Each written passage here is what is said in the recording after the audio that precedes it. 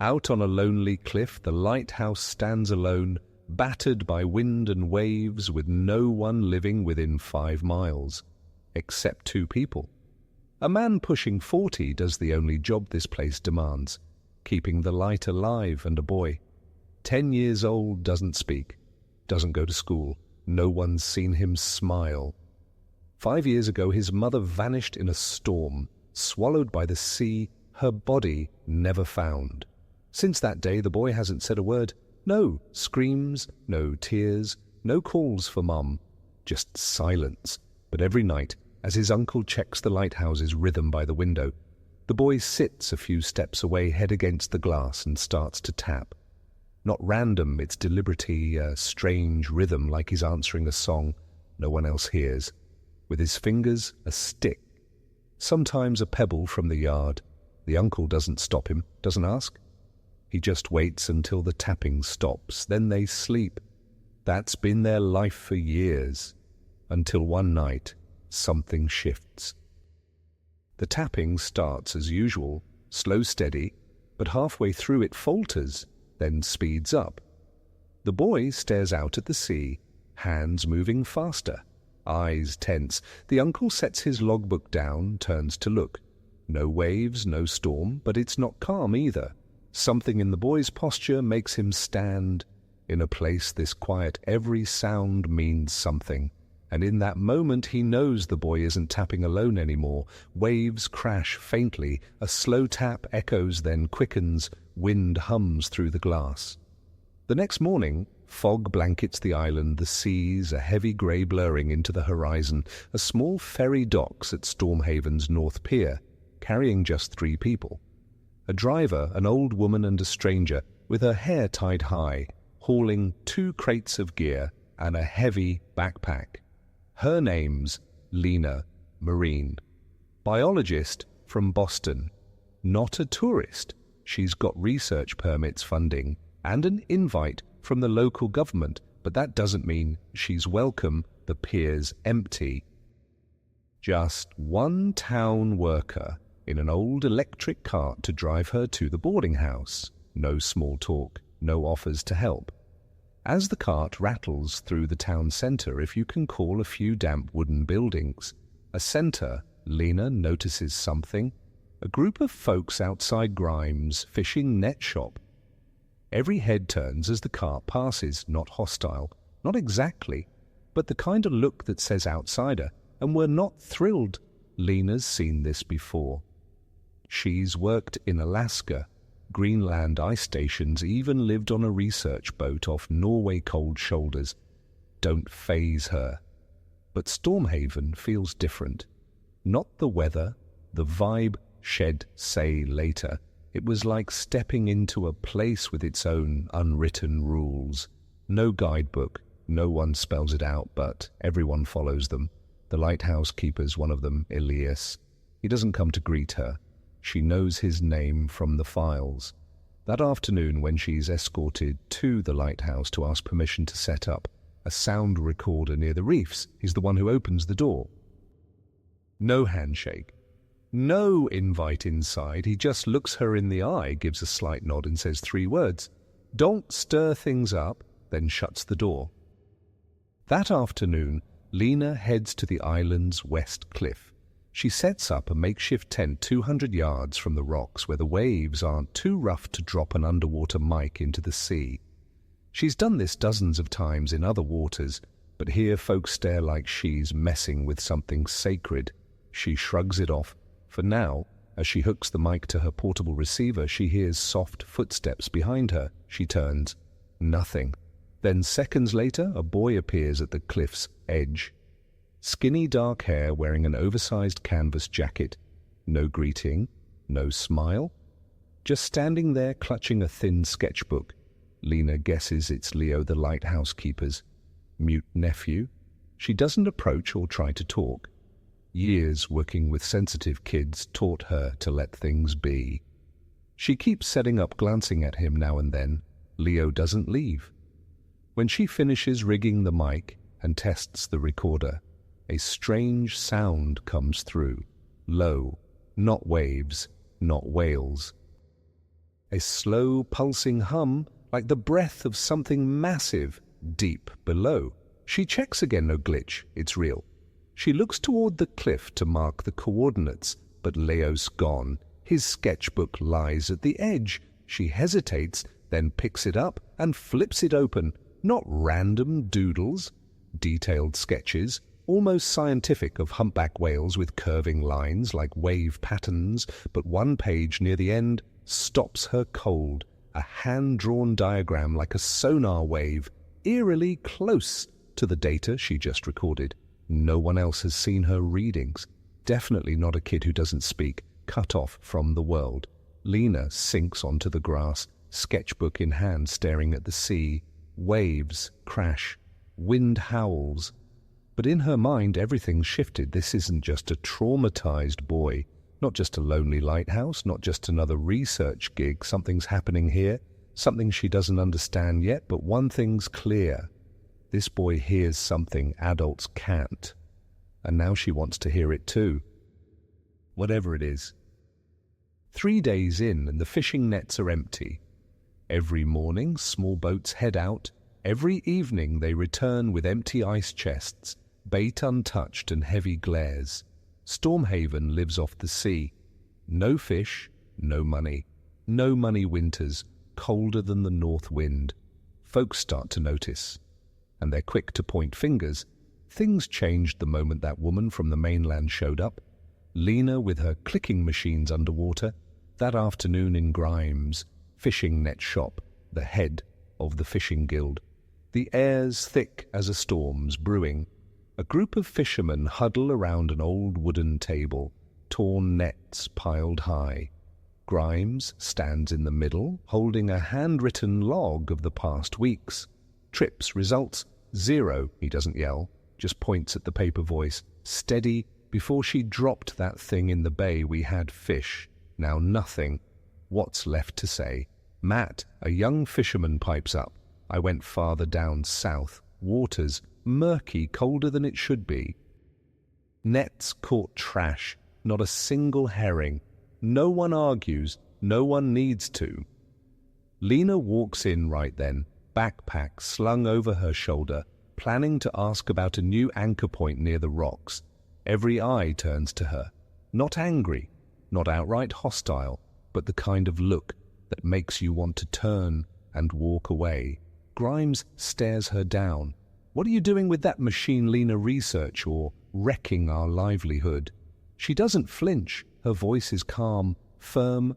I'm not scaring the fish away. My gear just listens. If something's off, I want to figure it out for all of you. A scoff comes from the corner.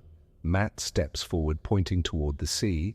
Figure it out since you dropped that thing. No fish come near the bay. You call that a coincidence? Before she can answer, another voice cuts in.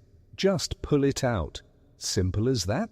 The next morning, Lena finds one of her sonar sensors yanked off its anchor, lying on the rocks. Data's scrambled useless. No one's there. No one owns up, but the message is clear. Stay out of our way. 10 nights since Lena arrived on Stormhaven. She's alone in her tent on the cliff. A dim yellow glow from a solar-powered lantern. The recorders at her feet, headphones on screen, flickering with signals. Nothing special. Just waves a distant boat engine. She's about to shut it off when it comes through. A few seconds, but unmistakable. 3 low pulses repeating like the held breath of something massive moving underwater. Lena sits up. It's not just strange. She recognizes it. She heard something like this in Alaska, where whale migration paths crossed an underwater fault line, but that took a 20,000 rig. Here, just a mid-grade underwater mic, rigged with makeshift wires. She pulls off the headphones, frozen for a moment, then grabs her phone to take notes. Soft footsteps interrupt her. Light. Careful. She looks up 10 yards away. Leo stands, sketchbook in hand. No greeting, no hesitation. He walks over, sits a few feet away. Lena says nothing. She sets the headphones down, points to the screen showing the sound wave. Leo stares unblinking. She plays the recording through a small speaker. 3 low halting wail calls. Leo reaches into his pocket, pulls out a small stone and taps the wooden table. 3 taps, pause again. Exact. Not faster, not slower. Hes matching the sound beat for beat. Lena's eyes lock on his hands, her heart pounds. Not from surprise, but because for the first time she feels someone's truly listening with her. When the recording stops, Leo stops too. He sets the stone down, opens his sketchbook and flips to a page near the middle. A hand-drawn sound wave. 3 parallel curves with breaks, exactly where the recorded pulses pause. Lena takes the book. She can't fathom how this boy, silent and isolated, captures this so precisely. But one thing's certain, this isn't chance. No way. The next morning, Elias shows up. No knock, no call. Just stands outside Lena's tent, hands in his coat pockets staring as she coils up cables. She's not surprised. After last night, Leo spoke through his stone taps. To the sea's sounds, things have shifted, at least for her. But Elias isn't here to geek out over discoveries. Hes here for Leo. How long's he been coming here? His voice is rough, not angry, but heavy. Lena looks up, gentle but direct. Not long, he didn't do anything, just listened a bit. Elias clenches his fists in his pockets, steps into the tent, eyes fixed on her. "I'm not asking what he did. I'm asking what you're doing. You here to study whales or dig up things we've tried to bury?" Lena pauses, letting his words sink in. She wants to explain the signals aren't noise. Leo's sensing something real, but she sees it in his eyes. Elias isn't here for science. He's scared I didn't make him come, she says. He chose to... I think he's trying to say something. Not with words, but he's connecting. Elias gives a dry laugh. No humour in it. Connecting, Hes mimicking. When he was little, my sister tapped 3 times on the table every morning to call him for breakfast. After she was gone, he tapped for a month on walls, glass floorboards, tapped till his hands bled, and no one answered. Lena looks down, not out of shame, but understanding him not trying to replace anyone, Elias, she says. But if what him picking up is real, if we can hear something from the sea, something Leo feels, then maybe he cuts her off, pointing at the ocean. The sea took his mom, not sounds, not waves. The sea, silence hangs heavy, only the faint hum of wires in the wind. Then Elias speaks softer, deliberate. We've learned to live with loss. You're stirring up what we've buried. He turns and walks away, not looking back. Lena stands there, Leo's sketchbook still in her coat pocket.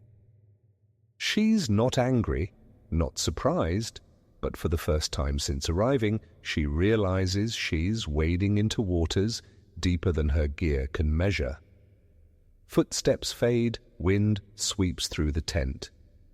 A lone tap on metal, unanswered. The storm hits earlier than forecasted, not with rain or thunder, but with silence. The sea lies flat as glass, not a breath of wind. Birds go quiet. The air feels heavy, like the island's holding its breath. Lena's in her tent, headphones on, eyes glued to the sonar screen. That strange signal pops up again, 3 low pulses repeating like a knock from the ocean's depths. She jots it down, heart racing. Then she notices Leo's gone. The boy's always nearby, tapping his rhythm on a rock. But tonight, no footsteps, no taps. Lena grabs her flashlight, shouts into the dark. "Leo, Leo," no answer. She bolts out, racing along the cliff toward the lighthouse. The wind picks up, howling now. The lighthouse doors ajar, its beams still sweeping. Elias stands there, face pale, clutching Leo's tiny jacket. "Where is he?" Lena asks, voice shaking. "I thought he was with you," Elias says, eyes scanning the sea. They sprint to the whirlpool. Cove the roughest spot where Lena's sonar signals peak. Wind lashes their faces, rain starts to fall.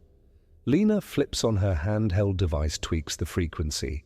The screen flickers, then locks in 3 low pulses, just like Leo's taps. "Hes at Rock 4, she yells, shoving the screen toward Elias. He charges ahead, flashlight beam cutting through the dark. A faint tapping carries on the wind. 1 2 3 pause again. Elias rounds a massive boulder, spots Leo curled up on a low rock, inches from the cliff's edge, soaked and shivering hands gripping the stone Leo. "Come here," Elias shouts, dropping to his knees, reaching out. The boy looks up, face ghostly white from cold and fear. His lips move. Then, in a hoarse, trembling voice, silent for 5 years, he says, "I hear it." Elias freezes. Hear what, Leo? The boy stares at, the sea eyes wide. His voice is barely a whisper, but clear. "It's calling me." A massive wave surges up. Elias lunges, grabbing Leo's arm just before the water sweeps over. He pulls the boy into his arms, holding tight. His hands shake, not from the cold. For the first time in 5 years, Leo speaks. And this storm, it's not the only thing coming. Morning breaks, sunlight spilling over the island, but no one calls it a nice day. The storm left its mark, roofs torn up, fences, splintered boats, slammed against the rocks. No one's hurt, no one's dead. And that's what feels impossible, because someone almost was Leo. He'd have been swept away if Elias had been a minute late. If Lena hadn't caught the signal, if the boy hadn't spoken. Yeah, Leo talked, not just once. As Elias pulled him from the cliff's edge, safe in his uncle's arms, Leo whispered again, "I'm not scared anymore." Not the words of a kid who's been silent for 5 years. Words of a kid who knows something inside him has changed. Word spreads fast. Grimes is the first to show up at the lighthouse that morning. Not to check in, but to confirm. He stands at the door, arms crossed, watching Leo through the window. Says nothing, just looks. Then turns to Elias. "He, okay?" Elias nods. "And her?" Grimes asks, voice lower. "The science lady." Still at her tent, Elias says, sorting her data. Grimes nods again, doesn't say more, but before he leaves he adds, "Tell her she saved a life today. Not a thank you, not an apology, but in a place like Stormhaven that's worth more than 100 words. That afternoon, Lena doesn't head to the bay. She stays in her tent, fixing scrambled recordings, organizing sonar data, and scribbling a report not for the university but for herself. The first line she writes, "Leo heard it before my machines did, near dusk." Grimes shows up, hands her a small, weathered wooden box with a sliding lid inside a notebook. "My Sunty says he heard things I was too afraid to listen to." Lena opens the first page, a faded handwritten line in smudged ink. "The sea doesn't just speak with waves, it whispers with what we fear, most memories." Monday morning, a second meeting in a week. No one calls it urgent, but nearly the whole island shows up. No one says it out loud, but everyone knows things are changing. And they're not here for Grimes, not the mayor. They're here for Lena. She stands by an old chalkboard at the back of the community hall next to a wooden table rigged as a podium. No PowerPoint, no fancy screens, just 3 printouts of sound waves and a map of the currents around Stormhaven. Lena speaks slowly, each word clear. She's not trying to win hearts. She's showing them facts. This is the signal I recorded 3 nights before the storm. This is Leo's drawing from a week earlier.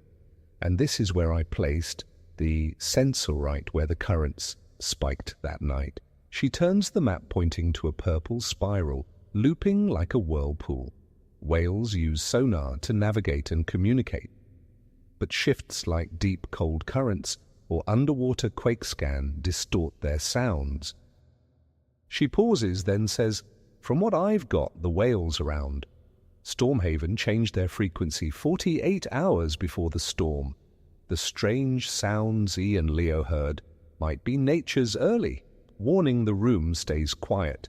No one taps the table. No one whispers. Grimes sits at the back, arms crossed. No objections, no nods.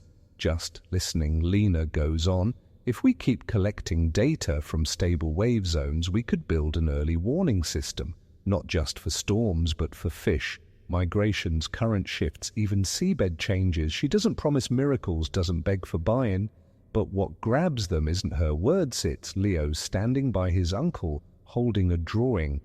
When Lena finishes, he steps forward, doesn't speak, just hands the drawing to Grimes. A hand-sketched map of the sea, dotted with tiny black marks in a code. Only he understands, but anyone can see it's more detailed than the town's own charts. Grimes holds it, stares for a long time, then gives a single, slight nod. No one claps, but when the meeting ends, no one rushes out. For the first time in years, Stormhaven's people want to hear what's coming from the sea. Shuffling feet in a quiet hall, a faint creak of chairs, waves hum outside. 3 days after the meeting, the sea goes eerily still. Not peaceful, more like the calm before something happens. The water's flat as a mirror. Fish still haven't returned. Fishermen aren't risking their boats yet, but this time they're not impatient. Lena stays at her tent logging signals. Leo shows up every afternoon, not saying much, but now sketching right in front of her. Sometimes he drops his pencil and draws swirling patterns in the wet sand patterns. Lena takes minutes to recognize as deep-sea current flows. That evening, her recorder catches a clear, steady sound wave nearly 2 minutes long. Not chaotic, not a warning, almost like a whale's song clearing a path. The kind that signals a school of fish gathering. The next morning, she heads to the community hall with the recording and says, if I'm right, tomorrow at 10 a.m., a big school of fish will pass the island's south waters. We might not catch them all, but if you go at the right time, it'll be enough for the season. The fishermen glance at each other. No one argues, but no one's eager to be the first out after everything that's happened. Grimes stands, looks at Lena, then at the crowd behind him. All right, I'll give it a shot. Matt, the young fisherman, raises his hand in with him. They head out at 9:30. The whole town watches from the shore, silent. Lena stays in her tent, eyes on the screen. The sonar signal holds steady. Leo sits beside her, clutching a stone, not tapping, just holding tight. 955. A small ping from the device, then a ripple. Stronger waves, constant static. Lena stands 1003. The first boat crackles over the radio. Fish. A whole school heading toward the bay. A cheer rises from the pier. Less than 3 hours later, Grimes and Matt return their boat brimming with mackerel, herring, sardines. More than any haul in 6 months. No one speaks at first. They just look at Lena, then at Leo. The boy lifts his head, locks eyes with Grimes, and for the first time smiles. No words. But it's enough for the town to understand. The only way to survive here is to learn to listen. A week after the haul, a light rain falls. Not a storm, not the endless drizzle. Stormhaven knows too well, just enough to wash the roofs, the stones, the unspoken words, and the memories no one's named. Lena packs her gear. No rush, no sadness. Her research contracts up. She's got the data she came for. But the real find, it's not in her machines. Leo shows up that afternoon. No sketchbook. Instead, he hands her a small object wrapped in cloth. Lena unfolds it. A hand-carved wooden whale, rough, but careful. No goodbyes are said. Elias waits outside the tent, hands in his pockets, coat damp from the rain. As Lena steps out, he gives a nod. the kind from someone who once trusted nothing, but now sees a little. If you come back next season, he says, not meeting her eyes, some folks might lend a hand. She nods, hand on the wooden railing, then turns back. Not just to hear the whales, to hear each other? He doesn't reply. But as she walks away, he pulls a worn wooden bird from his pocket, runs his thumb over it, and tucks it back in.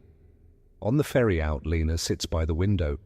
The sea's calm, waves gentle, but something keeps her eyes on the horizon, like there's still something out there waiting to speak.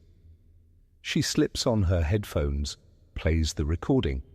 From the night Leo went missing. Not to analyze, just to listen. It's the same at first. Waves wind a faint sonar hum, but at the end, 3 evenly spaced taps, followed by a deep, low note like an answer.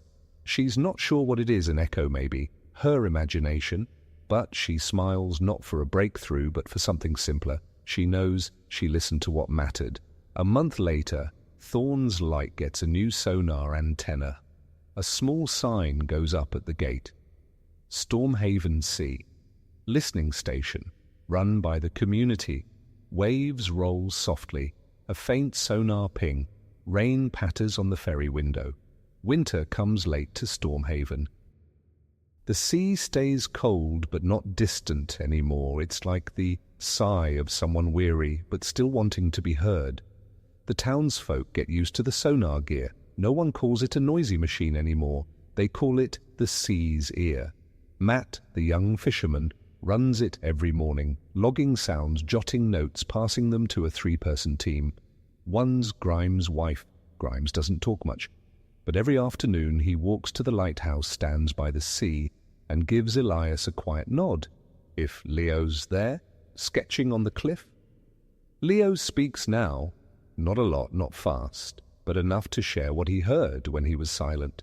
He tells Elias, before I didn't know who I was hearing, but now I think the sea's lonely too. No one's sure if that's true. No one disagrees either. Late winter, Lena gets a package, a small wooden box. No return address, just a Stormhaven postmark. Inside a new notebook, not Leo's, not Elias. It's from the station's team, filled with signal logs, odd responses, and townsfolk's notes on weatherfish runs and weird feelings when the sea changes colour. The last page has a handwritten line, if you hear anything else, send it back. The sea's still listening. Tucked beneath it, a new drawing from Leo. A whale breaking the surface, eyes wide, not looking at anyone, but making you feel watched back. A note in the corner, the sea's still calling. That night, Lena plays her first Stormhaven recording, the one that started it all. She doesn't analyze, doesn't mark waves, just listens. In the dark room, the sonar hums like a distant heartbeat, steady, patient like that boy in the lighthouse tapping, waiting for someone to answer. And at the very end, a new sound, a single tap knot. Leos, not her machines. Rising from the deep, she smiles, not for science, but because she knows someone's listening, and they're not stopping. Sonar hums low. A single tap echoes, then fades into waves.